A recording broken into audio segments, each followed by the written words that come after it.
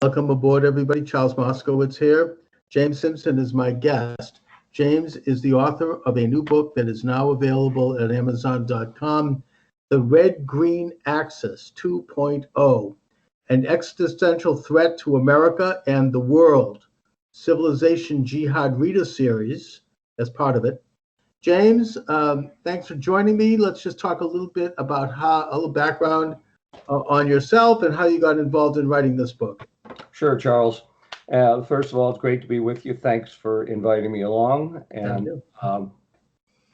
Well, I've been writing articles on a myriad of subjects since 2002.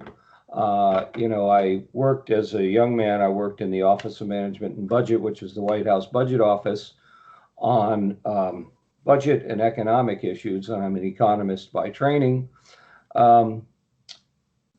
But I've always been interested in the different aspects of public policy, especially national security issues. And so on my own, I've studied those issues for 30 years. And one of my accounts, they called it when I was at the Office of Management and Budget, was the Customs Service, which dealt with a lot of border issues. So I visited the border numerous times, got to see what their programs were all about, oversaw their budgets. And so I was early on somewhat familiar with the immigration issue. But at that point, it wasn't the critical issue it is today. And then I had my own business for many years that I just blew off government entirely and just tried to be an entrepreneur and grow a business, which I did. But in 2001, after 9/11, I, like many people, felt that I had to actually do something. And what I thought I could do was contribute my knowledge, my experience, and my years of research in national security issues. And I started writing and fairly rapidly got a following. And I let my business go in 2005 and focused on writing. And a few years later, I had enough notoriety that people began actually paying me for what I did, because up until that point, it was all just totally voluntary. I had hundreds, if not thousands, of articles that I published on numerous websites just because I was concerned and wanted people to know about these various issues. But and then I became known for making deep dives into issues, finding the funders, finding the actual agendas, finding the people behind the agendas. And so in 2015, the Center for Security Policy came to me and asked me to write a short monograph on the refugee resettlement program, because that was something that had, risen to people's awareness, as a issue for the 2016 election. So I wrote The Red Green Axis, Refugees, Immigration, and the Agenda to Erase America. And that was a 60-page piece that I did for them. And then a couple of years later, with the added knowledge that I have gained over the years, I decided to put out a second edition. And that's what we have here, is The Red Green Axis 2.0, an existential threat to America and the world. And it is nothing less than that. All right, James, I'd like to talk to you separately about the issue of the refugees in the United States. It's a great issue, Sure. Obviously quite present. Yep. But for today, I do want to get into this this book you've written about the Islamic left axis, as it were, Right. the red-green axis, what I would call an unholy alliance. Yeah. It does seem that the left has been the major enabler internationally, including in this country, of the jihad, of the advancement of Sharia, Absolutely. the whole advancement of Islamic hegemony, and one of the great tools of this establishment is the demonization of those like yourself, like me in a small way, who are simply trying to understand the forces that led to 9/11, to the terrorist events of all over the world. What is going on with people who are doing this? I mean, that's our responsibility to try to understand that. That's why we have a free media. That's why we have a free press and free speech. I mean, the founding fathers didn't recognize free speech so people could come out and say "fuck you." Yeah. You know, and which is the way we're told what it means now. Right. No, it was for political investigation. It's for the uncovering of corruption, both criminal and political. Well, And so that's what you're trying to do here. And I guess that one of the main questions that I have for you, and it's something that I've tried to ponder. Why would it be that the left in general, particularly the American left, which touts itself as, quote, progressive on issues like women's rights, gay rights, all of that, why would they align themselves with a radical ideology that is basically looks at women as property and throws gay people over the roof? Right. So what's the deal with that? It does seem a little incongruous at first, doesn't it? Yes. Well, I have to say, first of all, in a constitutional republic, an informed electorate is absolutely essential. So what we do is attempt to provide that information so that in a constitutional republic, informed voters can make informed decisions about who should represent them. And anybody who opposes that is obviously opposed to the entire idea of an informed public. And I think anybody who is opposed to such an idea is a person with a compulsively despotic mindset. And that's what we have in the left. The term progressive was actually a term that was coined by the communists about 100 years ago, because communism had earned itself such a horrible name, they had to find something new. And they always manipulate language to misrepresent who they are, misinform and misdirect people about what their true agenda is. And as I always say, the issue is never the issue is always the revolution. For the true Marxists, for the true revolutionaries, for the true progressives, which is almost everybody in a prominent position in the left today, the issue is only relevant insofar as it can help them insinuate themselves into positions of power, which they've done for 50 years with, for example, welfare, garnering entire voting blocks of poor, uneducated, dependent people who need that welfare to survive. And not only that, they use these issues as a wrecking bar against our culture and our society. And that also was a strategy devised by communists in the 1920s, actually, at the University of Frankfurt Institute for Social Research, today commonly called the Frankfurt School. Yep, absolutely. Theodore Adorno, Robert Reich, a bunch of these people. Herbert Marcuse. Yeah. I've written a little bit on that, and also your comment about the use of the word progressive. Yeah. This is a classic tactic of the left. I mean, what do you mean progressive? Whose idea of progress are we talking about? Yeah. Right? I mean, that's what my response is. I consider myself to be progressive. Yeah. I mean, what is it that they're suggesting? It's like calling something the mom and apple pie party. Right. Or we believe in, baseball and freedom, something. I don't know. It's propaganda. It's propaganda with a very nice sounding name. Who doesn't want to be progressive? That's right. If you're against them, then you're not progressive. Exactly. And that's the dialectic that they're depending on. Now, the business of the alliance with the radical Islamists. Let me unpack that a little bit. Yeah.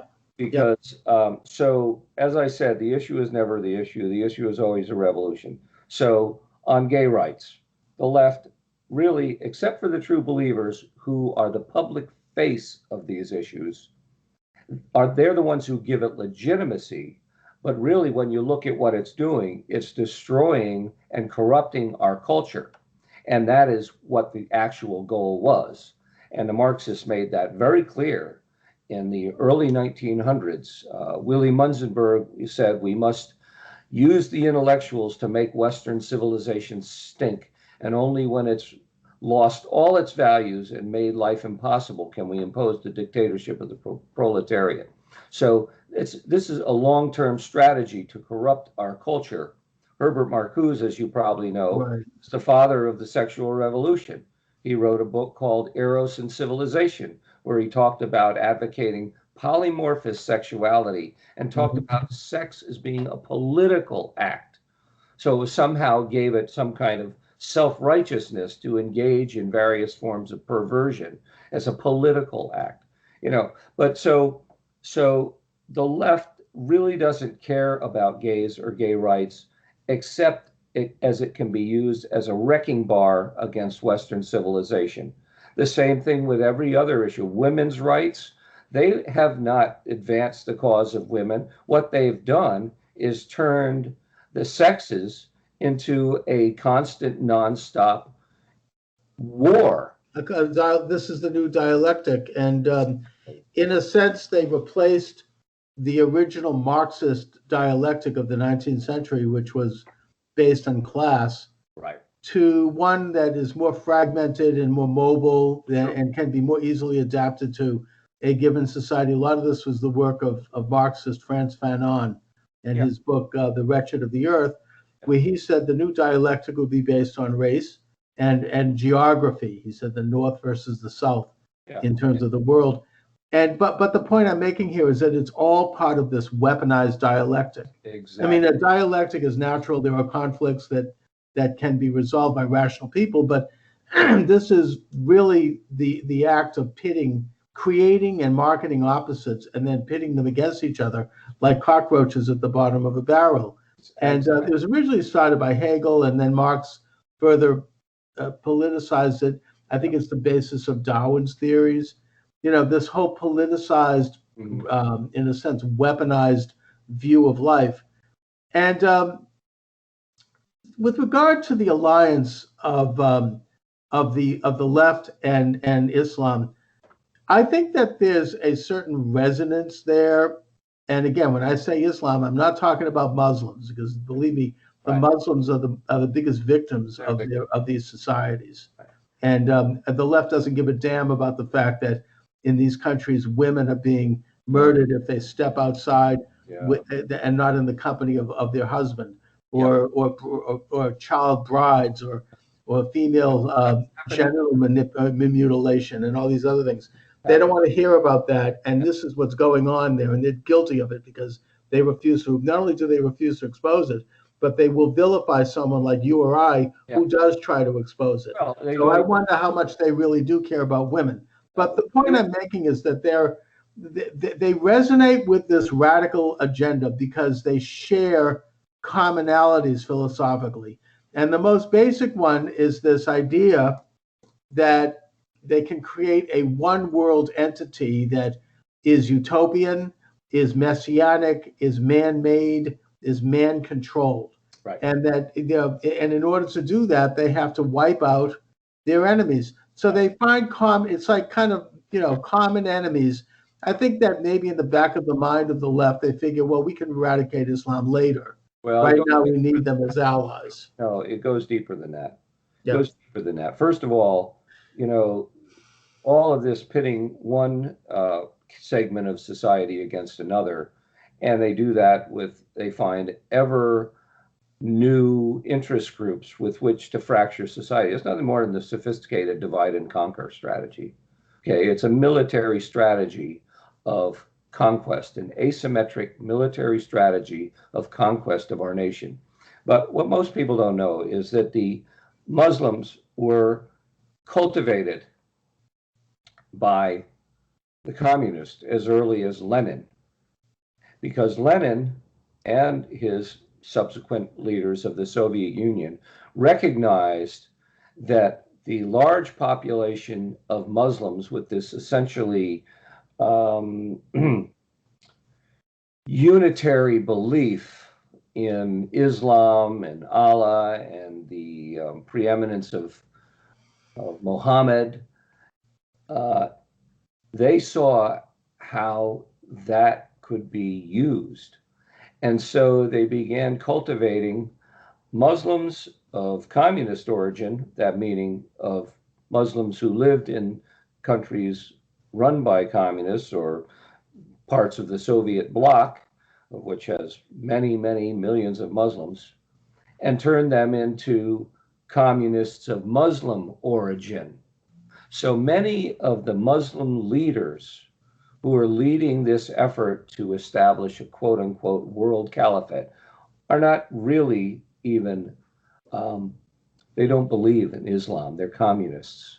And they've been trained at Moscow University, as Ali Khamenei, the head mullah in Iran, has, many others. Nihad Awad, the head of the Council on American Islamic Relations, was a student leader in the Palestine Liberation Organization's U.S. branch before he joined Hamas. That means he was a communist, because the PLO was a KGB creation, and anybody they put in positions of leadership had to have been a communist. So he was a communist before he decided to change over to Hamas. And it was interesting, he moved over into Hamas in 1994, shortly after the Soviet Union so-called collapse.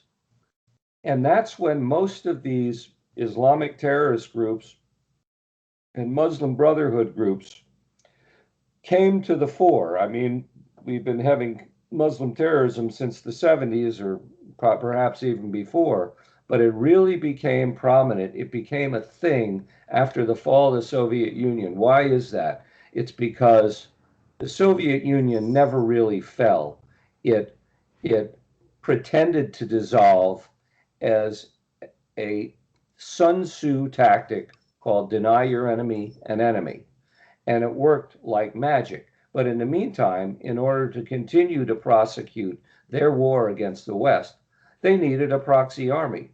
And the Muslims are perfect for that. The Muslim organization's been around since the 20s. They were nurtured, fueled, funded, trained, and guided by the Soviet Union since post-World War II times. So they were already in bed for decades with the KGB, and they were trained by KGB surrogates, Soviet surrogates in the Baikal Valley, run by Syrian President Hafez Assad, as were all the communist terrorist groups. So this is nothing new.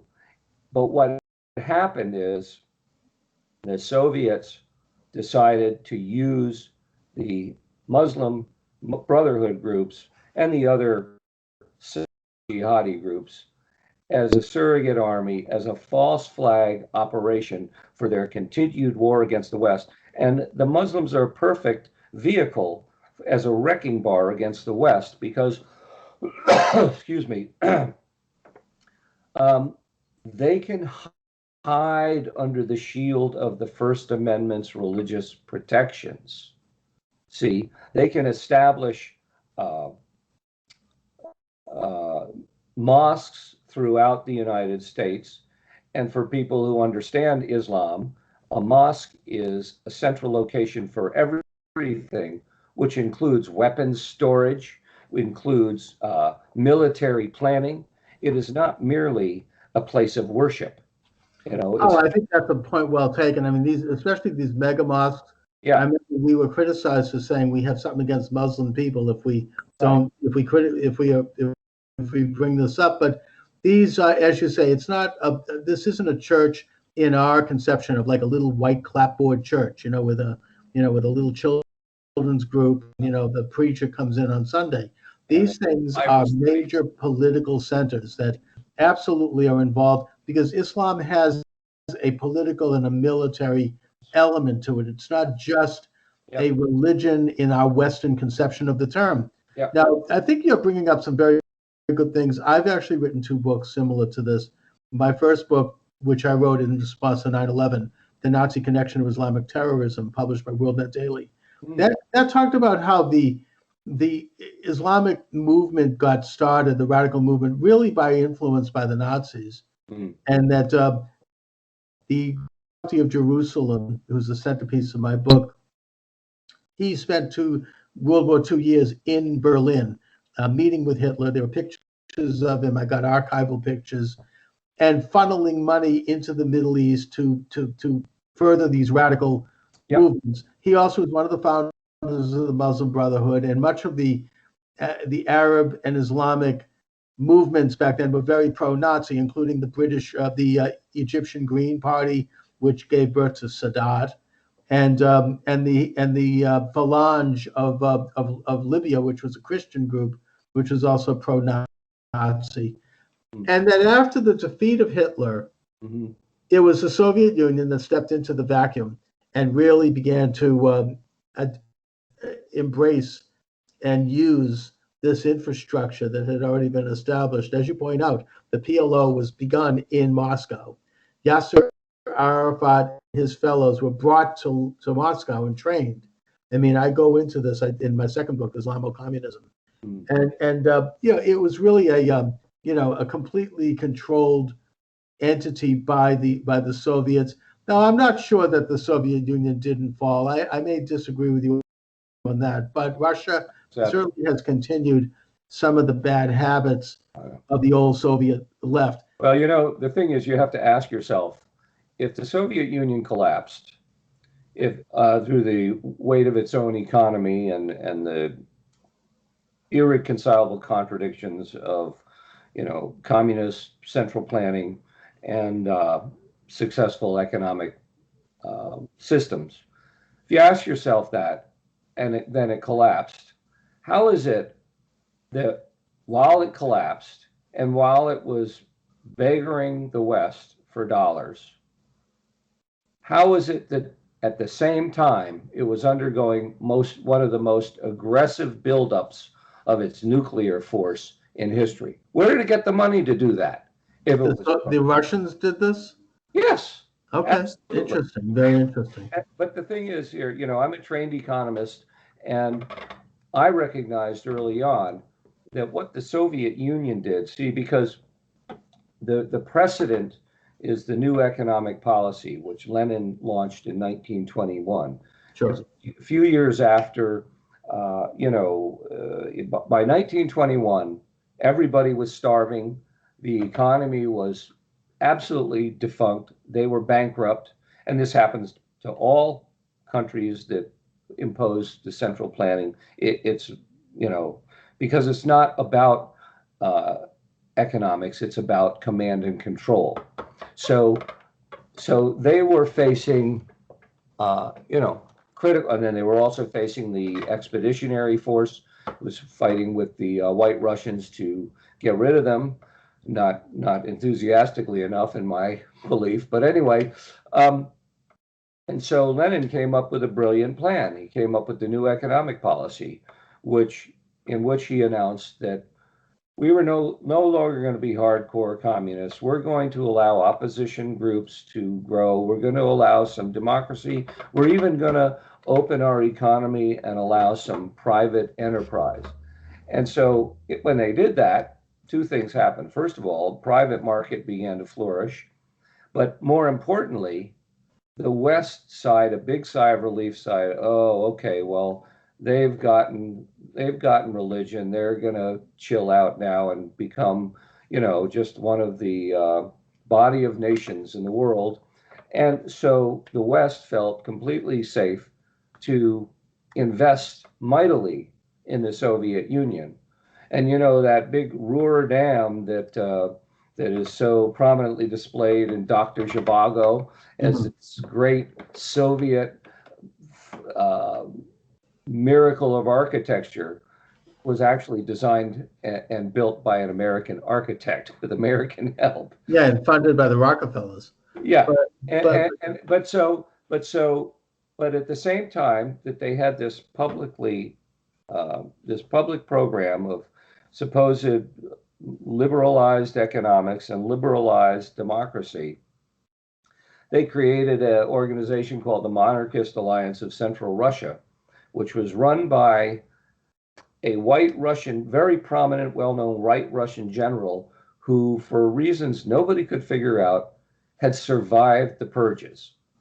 All the other ones were murdered, boom, out of hand. But this guy survived. Anyway, so hope springs eternal. All of the opponents of the regime who had gone underground, and then some even that had gone into the expatriate community, came back believing they could build a new Russian democracy. And after letting this thing run on for a few years, past Lenin's death, Stalin decided he had enough, rolled it all up, arrested everybody because the Monarchist Alliance had been a KGB operation from the start. The white Russian general had been turned, and the whole thing was to smoke out all their opponents, both in country and in the West, and murder them, or if they were still in the West, discredit them. And it destroyed the authority the expatriate community had with the West, where they had been lobbying against the Soviets endlessly. It absolutely obliterated all opposition in the Soviet Union. And ever since then, they've been practicing same versions of Operation Trust every 10 years or so when they need to get money. And in 1991, they practiced the most elaborate version of it, which had been under plans since the late 60s. So right. I think that some of your source on that might be Soviet defector Golitsyn. Anatoly Golitsyn. Yep. Yeah. Okay. And look, I think that that's partially true. We can talk about that, but I want to go back to the Islamic Unholy Alliance. Sure. The situation advanced greatly under the Obama administration when and by the way, one of the things I discovered in my book, The Nazi Connection to Islamic Terrorism, was that the West often would side with the most radical element in Islam at the expense of the more moderate element. Of course. And like the Grand Mufti of Jerusalem was murdering and invented the whole tactic of suicide bombers in Palestine not to attack either Jews or the British, but to attack fellow Muslims who were moderates and to purge them from the system. And that's a process that's gone on ever since, and it's often been supported by the West. In the case of Palestine, by the British authorities, who supported the radical element over the more moderate element. Right. And I think that phenomena, which is very interesting, and we could take a look at the psychology behind that, that's continued, and I think it reached a certain crescendo in the Obama administration when he undermined our Western ally in Egypt, that being Mubarak, who all of a sudden is portrayed as this evil figure. Yeah. And they bring in the Muslim Brotherhood, and then also the tilt toward Iran and the ignoring of the fact that the Iranians were agitating for elections and trying to get rid of the mullahs. Right. Nothing to help that. Right. All supporting the mullahs, and then finally signing that horrible treaty, which allowed Iran to continue to develop nuclear bombs. So you have this at the same time. The group CARE, and ISNA, and several of these other groups were elevated to being official spokespeople for Islam in America. And these groups are connected to the Muslim Brotherhood. They're connected to Hamas. They were co-conspirators in the Holy Land case. Yep. And because through discovery, we found a lot of their documents which prove that. Yep. And yet they're the ones that are the go-to whenever there's a terrorist attack in the world, whenever there's any kind of story related to Islam that's negative. And what they've done is that during the Obama years, they were able to put together these memoranda, which required a new way of discussing Islam, and in that you can't mention the word Islam, you cannot talk about Sharia, can't talk about jihad, and the people in the administration who did were purged from the administration. Now, President Trump came along and there was a slight improvement, but the problem is that they're so well entrenched at this point that they've also been able to purge people out of the Trump administration, including Trump himself, who isn't talking anymore about these issues. Yeah. So the question is that they've become so entrenched. I mean, I'm nervous talking about it right now because my show might be pulled out of YouTube. Mm-hmm. I don't even want to mention the word. It's sort of people are being purged. It's interesting. I just published at Capital Research Center a 5-part series on the CARES Islamophobia report. Mm-hmm. And I cite the word that they invented, by the way. Oh, well, I know, and I go into all that, and in fact, who invented it, when it was invented, but yeah, and I go through pretty thoroughly and absolutely destroy that entire report because they're so lazy about this report. They, for example, claimed that there was this 39 organization network of xenophobes. And so I read the report, and actually there's not 39. According to them, in their report, they actually cite 46. So they don't even get the number of groups they call part of this Islamophobia report. And then they say it's this $1.5 billion network supported by dark money, donor-advised funds that don't have to acknowledge who's making the donations. Well, the way they got the 1.5 million was by adding up the receipts of these 46 organizations, not in 1 year, but 3 years. But then, so it was more like about $500 million a year. But then the biggest joke, and of course they don't say who gets how much. They just say there's these 39 organizations and they name them, and then they just give a total. But if you go through the whole list, which I did, and I linked to every one of their tax returns, it turns out that 2/3 of that $500 million is collected by none other than Pat Robertson's 700 Club. Oh my. How'd that work? How'd that happen? How did they get in this vast Islamophobia network? It's just the biggest Christian organization in the country. And the whole thing is a joke, and I really mock it pretty savagely. But listen to this. This was broadcast by Al Jazeera on February 11, 2003. Osama bin Laden said, "He who fights to raise the word of God will fight for God's sake. Under these circumstances, there will be no harm if the interests of Muslims converge with the interests of the socialists in the fight against the Crusaders, despite our belief in the infidelity of the socialists." How do you like that? That is right there. That is the red-green axis defined. And as you probably know, Ayman al-Zawahiri was alleged to be a KGB operative by none other than Alexander Litvinenko, who was poisoned by the KGB in 2006, following the revelations he made in his book called Allegations, which included that one. Well, I mean, it should be no surprise. I mean, if even a simple cursory listening to their rhetoric, people from Hamas, people from any of these groups, it's classic leftism. It's the classic kind of the victimology propaganda that somehow would view them as a victim of somebody.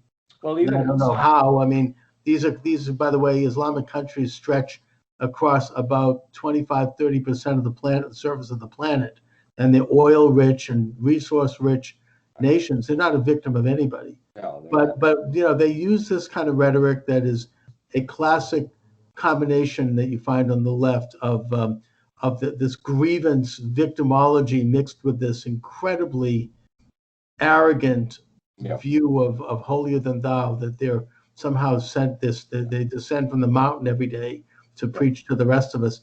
And there's all these other telltale signs that they are leftists.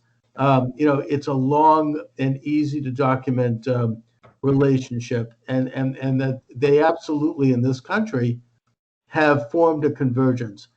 This is what's going on with why Obama removed the word Islamic from the lexicon of our security agencies, so they can't investigate any longer. Something. Yeah. So first of all, I wrote in 2011, I believe it was, that when the Arab Spring occurred, on American Thinker, I wrote a piece called "We Are Witnessing the Collapse of the Middle East." What they did was not only in Egypt, they went to Tunisia, and they also went to Libya. And as I'm sure you know, Gaddafi, for all his evils, had become one of our best allies. Oh, he was a leader of African independence. He was getting rid of the nuclear part. He was, basically someone who was moving in the right direction. And then all of a sudden, the Hillary Clinton and Obama, they're firing missiles, killing tens of thousands of people without any congressional oversight. And they killed him. They destroyed his government. They wiped out the countryside. They destroyed one of Africa's prominent nations. Now, that's a very interesting subject. I actually just did a show on that yesterday. Well, with this couple that was there. Yeah, the whole goal, in my view, was to destroy those allies of the West in the Middle East and basically raise to prominence the Muslim Brotherhood and basically anybody who was an enemy of the West and undermine every Western influence in the Middle East. And to use the forces of the West to do it. Yeah, I know. They get NATO firing missiles at Benghazi and at Tripoli and killing tens of thousands of people. It's that strange alliance brought to its manifestation in that case. Yeah, and that's Obama's leading from behind. Right. Where was I now? It was something else. You were talking about something else before I got distracted by that. They have partnered with the hard left, and I call the hard left basically the international communist movement, forever. Oh, and even before World War II, in 1928, when Hassan al-Banna laid out the premise. Brotherhood, He was very explicit. There was a very big socialist component to it. It was sort of a marriage of socialism and traditional. The whole Ba'ath socialist movement it's a merge between Islam and socialism. They ran Syria. They had Iraq. Saddam Hussein was a Ba'ath socialist. These were they were modern left, Islamo-leftists in a way, the way Hitler was a Nazi leftist. I mean, putting that aside, that's another subject for another day. I actually wrote a book on that too, but that's a whole different ball of wax. Yeah. So so they're natural allies, and I mean, even more prominent than Hassan al-Banna, who really raised that issue to the fore, was Syed Qutb. And the 1950s philosopher, Islamic. He toured the United States. He's the one that began this radicalized movement amongst Muslims in the United States. Actually, he was every bit as much a leftist as he was devout Muslim. Yeah. So here we are today. Yep. We've got this unholy alliance. Right. What you call the red-green axis, quite accurately. And by the way, the book Red-Green Axis 2.0 available at Amazon. I urge people to check this out. Excellent book and really powerful stuff. We're at the point today where I don't know if it's too late. I mean, certainly it looks like it might be in Europe. Maybe you might want to comment on that. They've done Jahira, which is conquest by migration in Europe. There's no rational explanation for this. Germany has taken in, I think, almost 1 million Muslim refugees. Yeah. there's now more people, more Muslims, I believe, more worshiping Muslims than there are Anglicans in Britain.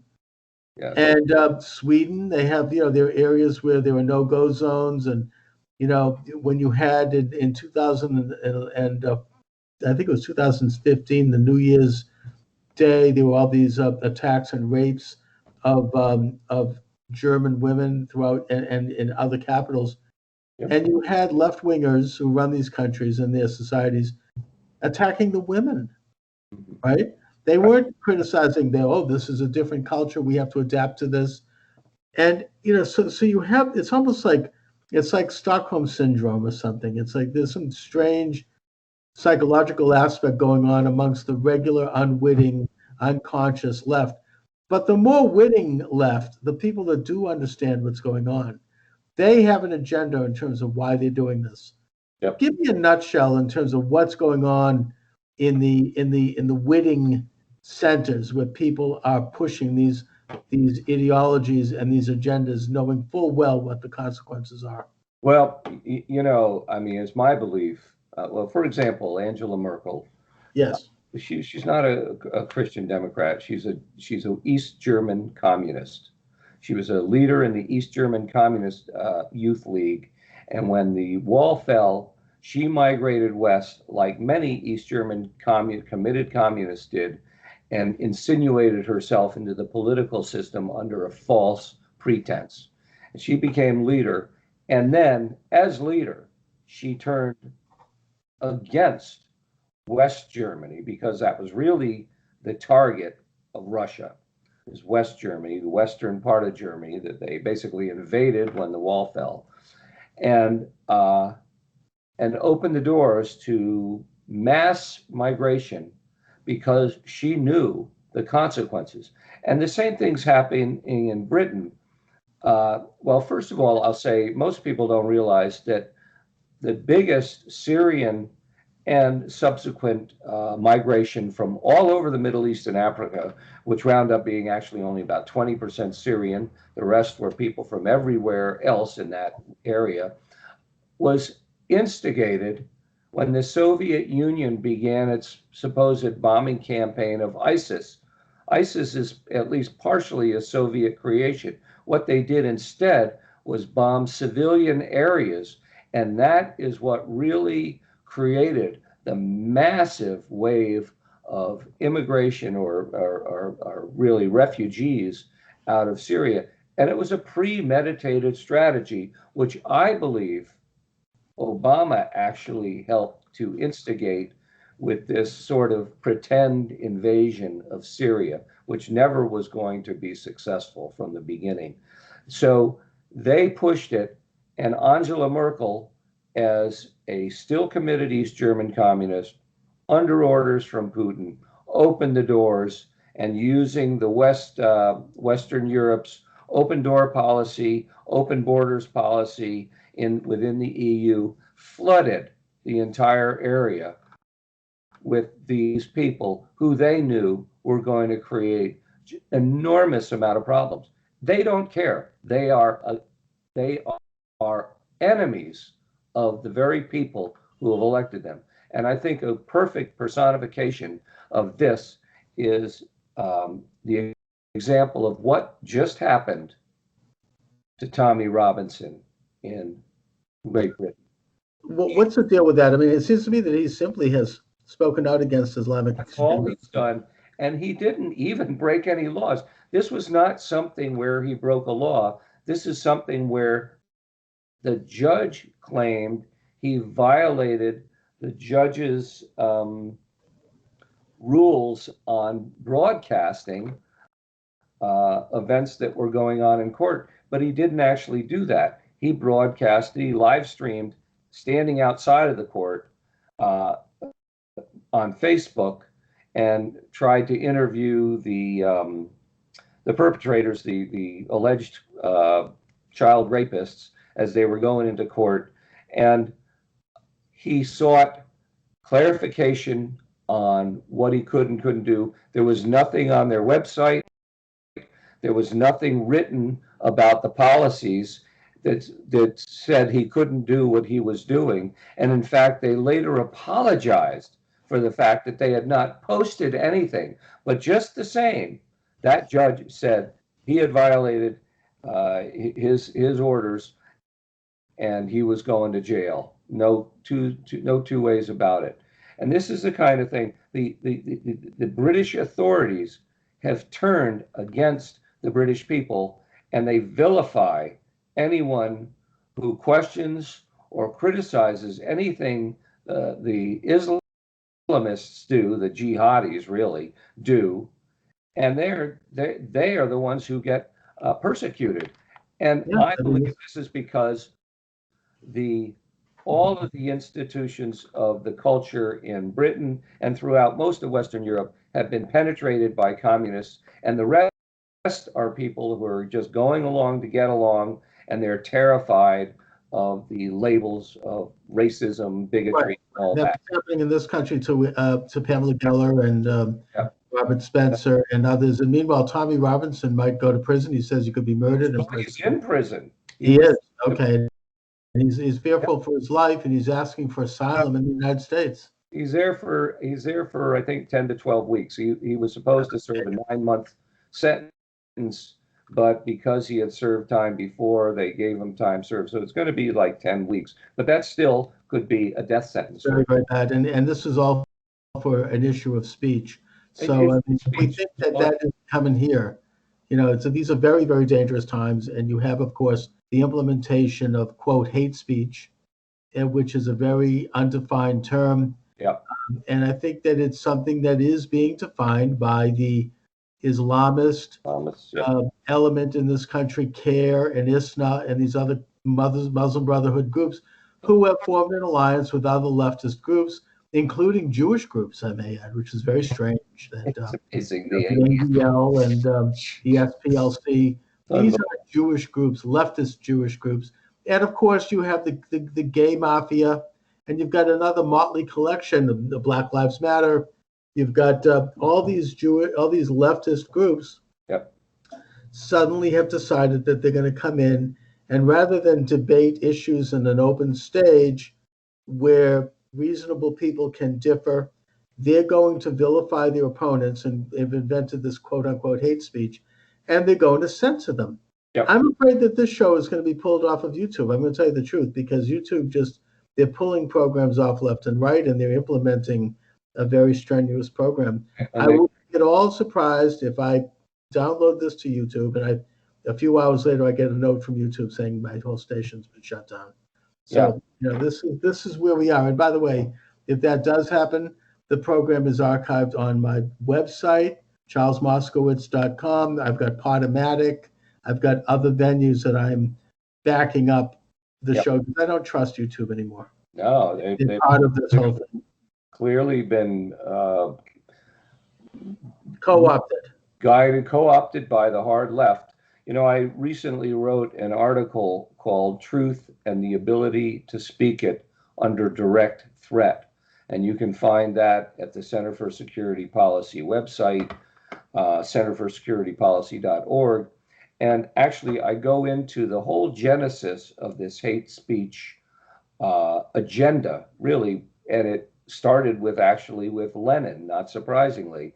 It's a vilification tactic that's 100 years old, but has been taken up by the Organization for Islamic Cooperation, which since 1994 has attempted to get the United Nations to impose blasphemy laws against Islam. And they succeeded in 2011 with UN Resolution 1618. And UN Resolution 1618, while not naming Islam, talks about defamation of religions and describes all those things that involve defamation of religions. And it was interesting that shortly thereafter, that's when Obama changed the focus of the Department of Homeland Security law enforcement from a law enforcement counterterrorism function to what they called countering violent extremism. And they took Islam and all of those words which according to Resolution 1618 are Islamophobic, though again, they don't use that word. What they say is that if you criticize a religion for engaging in violence, these are oppressed minorities, these are oppressed groups, and you are inciting hatred and violence by doing so. So in other words, if we criticize Islamic terrorism, we are inciting Islamic terrorism. And I think they actually do view that Yes, as such. I mean, that way, yeah. it was none other than former Secretary of Defense Mattis, who I think is one of these unholy alliance people, Yeah, I think so. who noted that the whole war against ISIS was a war to save Islam, not a war to save the West.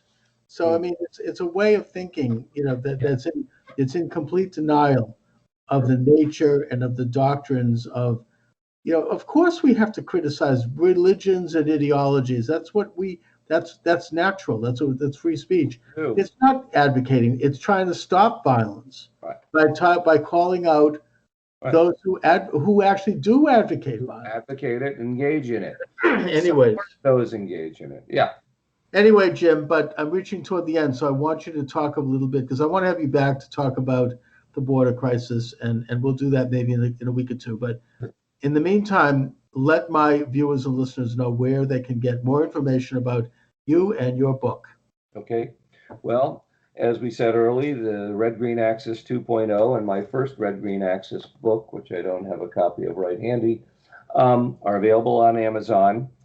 They are also available as a free downloadable PDF at the Center for Security Policy website. Once again, centerforsecuritypolicy.org. Mm-hmm. And just type in the search function, type in my name, James Simpson, and you can get these as a free PDF. You will also see an archive of other articles that I've written there, both about the free speech and many other subjects. And also you can go to crisisnow.net, which is a website, more just a landing page under development, but it has a list of the archived articles I've written over the years for Breitbart, Daily Caller, American Thinker, and many, many others. And so you can peruse pretty much almost the entire history of my writing career online through that website, which I hope to at some point develop. Finally, I have joined with a group called Encounter Truth, encountertruth.com, encountertruth.com. It has a monthly subscription fee of $15, which I also have to pay, but we are putting on hour-long shows. My first show is going to be July 17th at 10 p.m. Eastern Time, and it'll go for an hour, and I'm going to be talking about free speech. Right. And I'll be doing it once a week, and you can go to that channel and subscribe. There are many other great people on there, like Trevor Loudon, John Guandolo, Katie Hopkins, and Elizabeth Savage-Wolf, who know all about what's going on in Great Britain. In fact, they had a program on this morning talking about what happened to Tommy Robinson. And Katie Hopkins knows him personally and was there with him yesterday when he was in court. So that's a very interesting channel, and I hope to develop that more. But in the meantime, you can find me at those outlets. My latest work on Islamophobia is at the Capital Research Center's website, capitalresearch.org. And so there's a lot of places you can look. I have my own page on Amazon, which lists those two books and a few other ebooks that I've published. So there you go. Excellent. We'll look into it, and I'll send you a link once this is up on YouTube. Hopefully it'll stay there for a while. Anyways, James, thanks so much for joining me this afternoon. Thanks so much for having me, Charles, and love to be back again if you're up for it. Excellent. All right.